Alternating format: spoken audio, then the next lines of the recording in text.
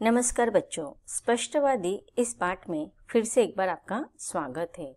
आज हम सुगम भारती पाठ्यपुस्तक से पाठ क्रमांक 15वां पढ़ने जा रहे हैं, जिसका यह सेशन क्रमांक दूसरा है।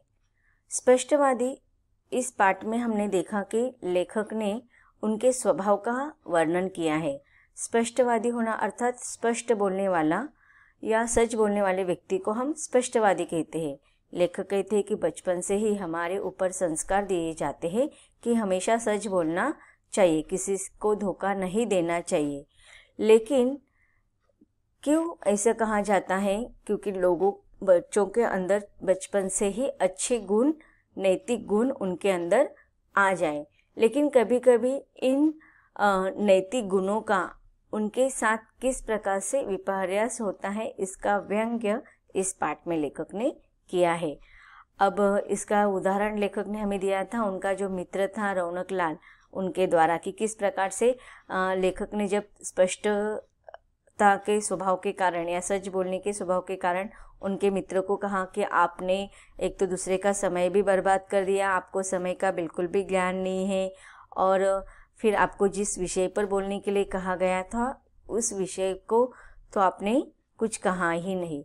और इस प्रकार जब लेखक ने स्पष्टता के साथ सच्चाई उनके सामने रखी तो उनके मित्रों को बुरा लगा और उनके दोनों के बीच में झगड़ा हो गया और मनमुटाव हो गया। अब उनके इस स्वभाव के कारण लेखक ने अपने जीवन में किस प्रकार से कौन से समस्याओं को या कौन से प्रसंगों को उनको देखना पड़ा, इसका वर्णन किया है। चलिए तो अब हम पाठ्यपुस्तक निकालेंगे। अगले परिच्छेद में लेखक कहते हैं कि मैं उन दिनों लाला किशोरीलाल के फर्म में नौकरी करता था। फर्म का अर्थ क्या होता है? कंपनी। तो यहाँ पर लेखक जिसके कंपनी में काम कर रहे थे उसका वर्णन किया है। किशोरीलाल कौन थे? लेखक के यहाँ पर लेखक चतुर्वेदी इनके बॉस थे, क्योंकि लेखक उनके कंपनी में अर्थात उनके फर्म में काम कर रहे थे। लाला जी को यह खपत सवार थी कि वे बहुत बड़े संगीतज्ञ है। अब देखिए, खपत सवार होना यह एक मुहावरा है। खपत सवार होना, खपत का अर्थ क्या होता है कि शौक होना, लेकिन शौक इस हद तक होना कि वह पागलपन की सीमा हद कर दे, अर्थात पागलपन की सीमा का शौक होना, उसे ही हम खपत सवार होना ऐसे कहते हैं।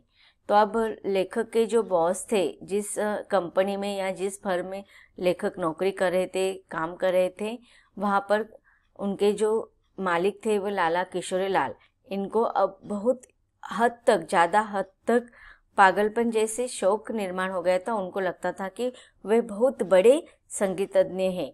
उनकी आवाज़ कोयल जैसी है, अर्थात उनको लगता था कि उनकी आवाज़ बहुत सुंदर मधुर है। मुझे प्राय अपने घर बुला ले जाते और अपना राग अलापने लगते। इधर स्पष्टवादिता का सिद्धांत था और उधर नौकरी छूटने का डर। अब देखिए, यहाँ पर लेखक कह रहे हैं कि अब लेखक के मन की द्विधा अवस्था का वर्णन किया है। कि लेखक कहते हैं कि एक तो लेखक कभी झूठ नहीं बोलते थे, हमेशा सच बोलते थे, सच का साथ देते थे। और स्पष्टवादिता के इस स्वभाव के कारण लेखक कहते हैं कि एक तरफ मेरा स्पष्टवादिता का सिद्धांत था, तो दूसरी तरफ अगर मैं किसी कारणवश अपने बॉस लाला किशोरीलाल को अगर उनके इस संगीतज्ञ, उनके आवाज़ के बारे में अगर मैं सच बोल दूंगा तो क्या हो जाएगा? उनके बॉस उनसे नाराज़ हो जाएंगे और इसके वजह से लेखक को नौकरी से निकाल सकते थे। इसलिए लेखक कहते हैं कि अपने मन की द्विधा अवस्था का वर्णन करते हुए लेखक कहते हैं कि उनकी इधर स्पष्टवादिता का सिद्धांत था, जिसको लेखक बिल्कुल भी छोड़ना नहीं चाहते थे, और दूसरी तरफ उधर नौकरी छूटने का डर हमेशा उनके मन में लगा रहता था। कुछ दिन तो मौन रहने से कार्य चलता रहा। अब देखिए, यहाँ पर लेखक कहते हैं कि वो कभी भी किसी भी प्रकार की राय किसी को नहीं देते थे। क्यों? क्योंकि एक तो वो सच बोलते थे, या सच नहीं बोलना मतलब उनको लगता था कि यहाँ पर अगर सच बोलूँगा तो कोई विपरीत कार्य हो सकता है, उनका नुकसान हो सकता है, तो इसके बदले में वो मौन धारण कर लेते थे, चुप्पी साध लेते थे, वो बात ही नहीं करते थे, किसी को अपनी राय नहीं देते थे, क्योंकि वह स्पष्टवादी बचपन से ही उनको सिखाया गया था कि अगर वो सच नहीं बोलेंगे, स्पष्ट नहीं बोलेंगे तो यह पाप है, तो उनको नरक में जगह मिलेगी। तो इसके लिए उन्होंने बचपन से ही, तो ये एक जोक का पार्ट है, लेकिन उनके मन पर बचपन से ही उनके परिवार वालों ने, उनके गुरुजनों ने यह गुण उनके अंदर पनपने दिया था कि वह बचपन से ही उन्होंने ये सीख ली थी कि वह कभी भी झूठ नहीं बोलेंगे, हमेशा सच बोलेंगे। और इसी सिद्धांत के कारण वह क्या करते थे, जहाँ पर उनको लगता था कि यहाँ पर बात बिगड़ सकती तो वह मौन साध लेते थे। इसीलिए वह हमेशा जब लाला किशोरी लाल उनको बुलाते थे घर पर और अपना राग अलापते समय उनको कुछ पूछते थे, तो वो कभी भी किसी प्रकार का उत्तर उनको नहीं देते थे, मौन से कार्य चला लेते थे। मेरे अन्य साथी जो उसी फर्म में काम करते थे, सेठ जी की आवाज़ की तुलना लता मंगेशकर और मोहम्मद रफ़ी की आवाज़ से करते थे। तो अब देखिए यहाँ पर लेखक ने एक व्यंग्यात्मक बात हमारे सामने रखी है कि जो भी उनके अन्य जो साथी थे, जो लेखक के साथ उसी फर्म में, उसी कंपनी में काम करते थे, उनको भी सेठ जी का आवाज़ वास्तविक आवाज़ पता था, लेकिन वह सेठ जी की स्तुति करने के लिए, झूठी प्रशंसा करने के लिए, झूठी तारीफ करने के लिए, चापलूसी करने के लिए उनके झूठे आवाज़ की झूठी तारीफ करते थे कि उनके आवाज़ की तुलना वो किसके साथ करते थे, मोहम्मद रफ़ी और लता मंगेशकर के साथ करते थे। तो यहाँ पर देखो, यहाँ पर वो लोग ऐसा क्यों करे थे, क्योंकि उनको नौकरी बचानी थी, नौकरी जाने के डर से वह झूठी प्रशंसा या तारीफ करते थे अपने बॉस की। संयोग की बात, एक दिन मैं भी उनकी महफिल को रोशन कर रहा था। लालाजी गाना गाकर बोले, भाई चतुर्वेदी, तुम चुप रहते हो, कभी बताया नहीं कि मेरा गाना कैसा है। अब देखिए यहाँ पर एक दिन ऐसा आया कि संयोग से लेखक के बॉस ने, अर्थात लाला किशोरी लाल ने लेखक को ही पकड़ लिया और पूछा कि बताओ भाई चतुर्वेदी, आप हमेशा कुछ बोलते नहीं, हमेशा चुप रहते हो, आपने कभी नहीं बताया कि मेरा आवाज़ कैसा है, मेरा गाना कैसा है। मैं फिर भी चुप रहा। अब देखिए लेखक कहते कि मैं कुछ भी नहीं बोलना चाहता था, मैं उनको बिल्कुल भी सच्चाई उनको बताना नहीं चाहता था, इसीलिए वो कहते कि मैं चुप रहा। उन्होंने इतना मुझे पूछा, फिर भी मैं मौन धारण किया हुआ था। इस पर क्या हुआ, लालाजी बिगड़ कर बोले, तुम अपने आप को समझते क्या हो, बोलने से मुंह दुखता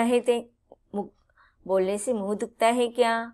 मुझसे रहा ना गया। अब देखिए लालाजी को लगा कि ये बहुत ही स्वाभिमानी व्यक्ति है, वह कभी भी कुछ भी नहीं कहता है। बाकी लोग तो उनके गीत की, उनके आवाज़ की कितनी स्तुति करते हैं, प्रशंसा करते हैं, लेकिन चतुर्वेदी तो कुछ भी नहीं बोलते। तो उनको गुस्सा आ गया, बिगड़ने लगे, क्रोधित हो गए, गुस्से से बोलने लगे, तुम अपने आप को क्या समझते हो, बहुत एटीट्यूड है तुम्हारे अंदर, तुम कभी कुछ भी नहीं बोलते। अब तुम्हें सिर्फ मेरी स्तुति करने में क्या प्रॉब्लम है, क्या समस्या है, बोलने से क्या तुम्हारे मुंह दुखता है।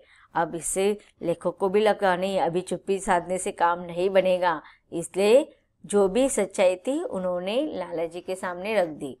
मैंने कहा, लालाजी, आप मेरे बॉस अर्थात मेरे मालिक न होकर कहीं पड़ोसी होते तो आपका मोहल्ले में रहना दुभर कर देता, अर्थात मुश्किल कर देता। आपका गाना मुझे बिल्कुल पसंद नहीं आया। आप अपने इस समय को व्यापार बढ़ाने में लगाएंगे तो बेहतर होगा। स्पष्टवादिता के लिए क्षमा प्रार्थी हो। अब देखिए यहाँ पर लालाजी के बहुत पूछने पर और उनके ऊपर ही क्रोधित होने पर लेखक ने अपने मन की बात, जो सच्ची बात थी, वह उनको बता दिया। अब लालाजी को लगा कि मैं उनका बॉस हूँ, उनका मालिक हूँ, तो मेरी प्रशंसा ही करेंगे। और उनके अंदर जो घमंड की बात थी, उनके सिर पर जो धुन सवार थी कि मेरे जैसा अच्छा संगीतज्ञ कोई नहीं हो सकता है, तो उस समय लालाजी को उन्होंने, लेखक ने सच्चाई बात बताई कि नहीं, आप मेरे बॉस हैं, इसलिए मैं कुछ नहीं कर पाता, लेकिन अगर आप मेरे बॉस न होते, मेरे पड़ोसी होते, तो मैं आपको अपने मोहल्ले में भी रहने नहीं देता, बहुत मुश्किल कर देता। आपका गाना सच में बता देते हैं, झूठी प्रशंसा यहाँ पर लेखक नहीं करते कि मुझे बिल्कुल भी आपका गाना पसंद नहीं है। अगर आप जितना समय गाने में लगा रहे हो उतना समय अगर आप अपने कंपनी के व्यापार बढ़ाने में लगेंगे तो इससे कंपनी का फायदा होगा। तो इसीलिए देखो यहाँ पर लेखक ने एक सुझाव भी अपने मालिक को लाला को दे दिया। कौन सा सलाह दिया उन्होंने कि वह गाना गाने का जो समय है उस समय को अगर लाला जी व्यापार बढ़ाने में लगाएंगे तो अच्छा होगा, बेहतर होगा।